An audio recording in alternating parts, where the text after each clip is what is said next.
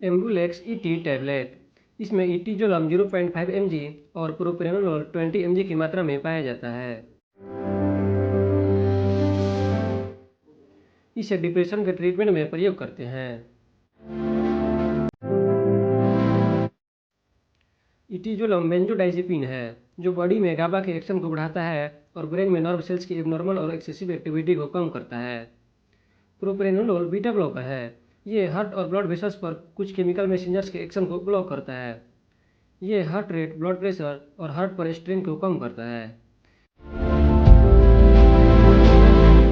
इसे डॉक्टर के बताए अनुसार डोज में और ड्यूरेशन तक लें। इसे मुंह में डालते ही निगल लें।